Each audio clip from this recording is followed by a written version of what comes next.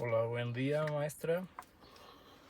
Eh, Como es correspondiente, voy a hablar sobre los temas que vimos en el transcurso de la materia. Primero le voy a dar una breve introducción sobre todo lo que vimos. La materia fue Derecho Laboral, y pues por ende voy a explicar un poco más sobre el derecho del trabajo, de dónde surgen sus bases jurídicas. Y después voy a hablar del artículo 123 constitucional y de la Ley Federal del Trabajo, la LFT, que son fundamentales para entender cómo se protegen los derechos de los trabajadores en nuestro país. También voy a explicar qué son las relaciones laborales, cómo nace una relación de trabajo, cuáles son los derechos previos al empleo, qué papel cumple el contrato de trabajo y por qué los sindicatos siguen siendo una parte importante dentro del derecho colectivo. Por último, voy a tocar temas como los conflictos laborales, la suspensión, la relación, la terminación de la relación laboral y la huelga. La idea de todo esto es que la exposición nos haga entender qué es el derecho del trabajo y que no solo regula la limitación entre el trabajo y entre el trabajador y el patrón, sino que busca un equilibrio entre los dos para proteger sobre todo al trabajador. Ahora, vamos a empezar con la definición del trabajo. La, para empezar, la definición del trabajo, también conocido como derecho laboral, es la rama del derecho que regula las regulaciones que nacen cuando una persona presta un trabajo personal, un servicio personal, subordinado y remunerado para otra. Pero no se trata solamente de poner reglas, sino de proteger a la parte más vulnerable de la relación laboral, que normalmente es el trabajador. Esto pasa porque entre el trabajador y el patrón no existe una igualdad real. El patrón generalmente tiene el poder económico, la organización de la empresa y la capacidad de imponer condiciones. Por eso el derecho del trabajo tiene una finalidad social y protectora, ya que busca garantizar las condiciones dignas, la estabilidad y la justicia social. También es importante considerar que el trabajo no se considera una simple mercancía, sino una actividad humana vinculada con la dignidad de la persona. Por eso esta rama del derecho tiene un enfoque mucho más humano y social que otras ramas. Tenemos las fuentes del derecho del trabajo. ¿A qué nos referimos con esto? Después de entender qué es el derecho del trabajo, hay que ver de dónde surgen estas normas, es decir, cuáles son las fuentes. Las fuentes del derecho del trabajo son los mecanismos a través de los cuales se crean y se reconocen las normas laborales. La fuente suprema es la Constitución, especialmente el artículo 123, porque ahí se encuentran los principios fundamentales del trabajo en México. Luego está la Ley Federal del Trabajo, la LFT, que desarrolla de manera más detallada todo lo relacionado con contratos, jornadas, salarios, prestaciones, sindicatos, huelgas y procedencias legales. Algo importante es que estas fuentes no están al mismo nivel, sino que tienen una jerarquía. Esto significa que ninguna disposición puede ir en contra de los derechos mínimos de los trabajadores. Entonces, cuando hablamos de las fuentes del derecho del trabajo, en realidad estamos hablando del origen de la protección laboral y de la forma en la que el sistema jurídico garantiza las normas de las relaciones del trabajo. Ahora, ¿qué nos dice el artículo 123 constitucional? El artículo 123 constitucional de la política de los Estados Unidos mexicanos es el fundamento constitucional del derecho del trabajo en México. Es uno de los avances sociales más importantes de la Constitución de 1917 porque reconoce al trabajo como un derecho humano y como una función social. Este artículo nos establece que toda persona tiene derecho a un trabajo digno y socialmente útil, y además le impone al Estado obligación de promover empleos y proteger de manera efectiva los derechos laborales. Aquí encontramos derechos fundamentales como la jornada de máximo trabajo, el salario mínimo, el descanso semanal, las vacaciones, la seguridad, la protección contra el despido injustificado, la libertad sindical y por supuesto el derecho de la huelga. Además, este artículo se divide en dos apartados. El apartado A regula las relaciones laborales del sector privado, mientras que el apartado B regula los trabajadores al servicio del Estado, es decir, el gobierno. Entonces, si alguien preguntara cuál es la base más importante del derecho del trabajo en México, sin duda sería el artículo 123 constitucional. Como cuarto punto tenemos la Ley Federal del Trabajo. La Ley Federal del Trabajo es la norma que desarrolla de manera más práctica y detallada de lo que establece la Constitución. Si el artículo 123 pone las bases, la Ley Federal del Trabajo, esta misma explica cómo se aplican esas bases en la vida real. En esta ley se regulan cosas muy importantes.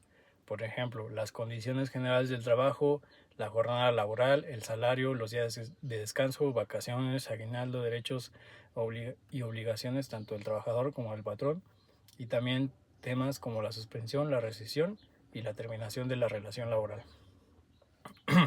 Igualmente, la ley regula derechos colectivos como la sindicalización,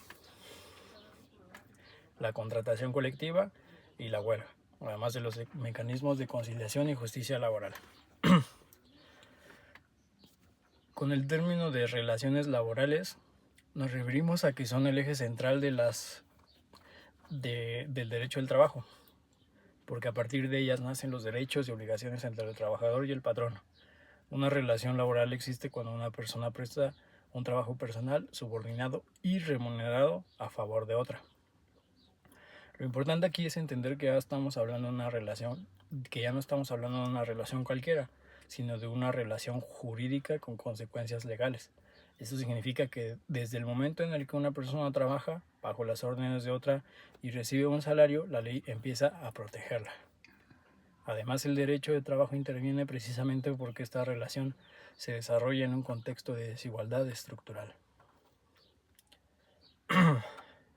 También otro de los términos muy sonados es el derecho del trabajo, la definición del trabajo, y esta la podemos definir como un sentido amplio como toda actividad humana, ya sea intelectual o manual, que se realiza de manera libre, lícita y personal para satisfacer necesidades individuales y colectivas. O sea, el trabajo no solo sirve para generar dinero, sino también para desarrollarse como persona y contribuir al funcionamiento de la sociedad. Como séptimo punto tenemos la relación laboral. La relación laboral es el vínculo jurídico que se crea entre el trabajador y el patrón cuando una persona presta un servicio personal subordinado a cambio de un salario. Aquí algo muy importante es que en el derecho del trabajo no importa únicamente cómo las partes llamen a esta relación, sino lo que realmente sucede en la práctica. Si existe trabajo personal, subordinación y pago, entonces existe una relación laboral. Aunque no haya un contrato escrito, aunque no intenten presentarlo como si fuera una clase de acuerdo. Eso es muy importante porque evita simulaciones y protege al trabajador frente a prácticas que buscan disfrazar la verdadera relación del trabajo. En cuanto a la fuente de la relación del trabajo, tenemos que puede surgir de distintas fuentes. Una de las principales es el contrato individual o colectivo del trabajo, que puede ser escrito o verbal.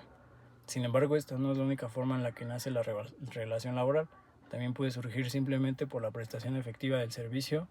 Eso quiere decir que si una persona trabaja de forma personal subordinada y remunerada, la ley presume que existe una relación laboral, aunque no se haya firmado ningún tipo de contrato. Aquí aparece un principio muy importante del derecho laboral, que es el principio de realidad. Este principio establece que en materia laboral vale más lo que ocurre en los hechos que lo que aparece formalmente en el papel.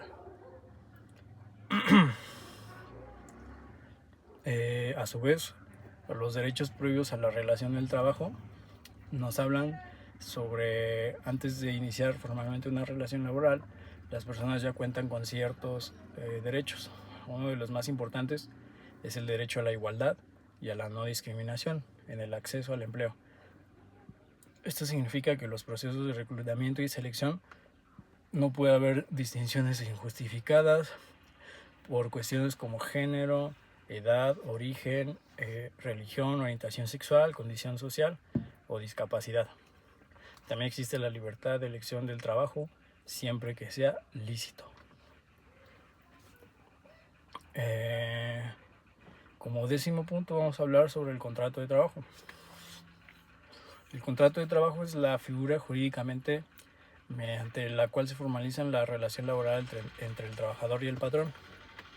A través de este acuerdo se establecen las condiciones bajo las cuales una persona va a prestar sus servicios y la otra va a pagar un salario. Los elementos esenciales del contrato del trabajo son 3: la prestación del servicio, la subordinación y el salario. Si falta alguno de estos elementos, entonces no se configura correctamente una relación laboral y por ende pues no va a haber. Como 11º punto tenemos el sindicato, que es uno de los más importantes porque nos habla que el sindicato es una institución central dentro del derecho del trabajo colectivo. De acuerdo con la Ley Federal del Trabajo, es la asociación de trabajadores o de patrones que se construye para el estudio, mejoramiento o defensa de sus intereses. Su importancia está en que permite que los trabajadores se organicen colectivamente para defender sus derechos, negociar mejores condiciones laborales y participar en la contratación colectiva.